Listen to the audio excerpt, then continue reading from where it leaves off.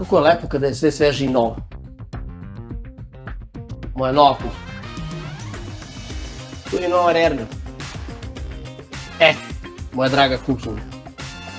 Da li si spremna za nove avanture? Nego, danas bi mogli da spremamo jedno pile iz Rerne. Sa svežim povrćem. Ono što prvo radimo je čistimo šargarepu. Iskoristit ćemo 4 šargarepe. Prelazimo na celer. Biće nam potrebno pola celera. Prelazimo na crveni luk. Koristit ćemo 2 komada. Prelazimo na sečenje povrća.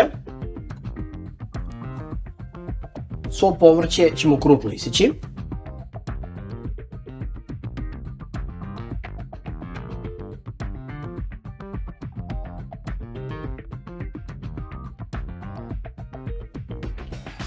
Začinjamo naše povrće. Koristit ćemo suncokreto ulje. Negde oko 3 kašike će nam biti dovoljno. Koristimo i dodatak od povrća suli. Negde oko 2,5 kašike. I sušeno mirođeno. Jedna kašičica će vam biti sasvim dovoljno. Sve što je sada potrebno je da ovo dobro izmešamo. I da prebacimo u pleh. Prelazimo na pile. Koristit ćemo malo soli. Začinjavanje je odokativno, u zavisnosti od toga koliko volite slano, ali ja ću staviti negde oko 2 kašike soli i 1 kašiku suvog začina. I sve što je ostalo da pile prebacimo u pleh. I kao zadnji detalji, ostaje nam limun koji rendamo preko pileta. Vodite računa kada rendate koru limuna samo do belog dela, pošto posle kreće da gorči. I peš. Stavit ćemo negde oko 4 stabljike. To je to.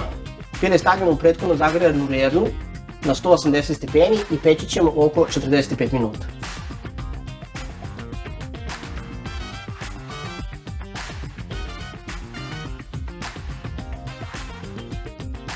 I naše pile iz Rerne je gotovo. Ko je ovo?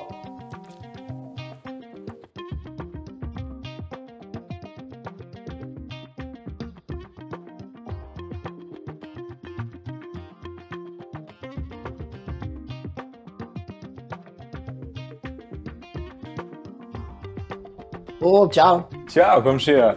Ne znam šta radiš, da li imaš vremena, ali pošto si ti novi iz zgradi koji mi, pomislili smo možda dođeš do nas da se podružimo, upoznamo, dođeš kod nas da ti ići. A i upadite vi kod mene. Spremio sam cijelo pile, a birota sam da ga... O, to zvuči dobro. A i upadite.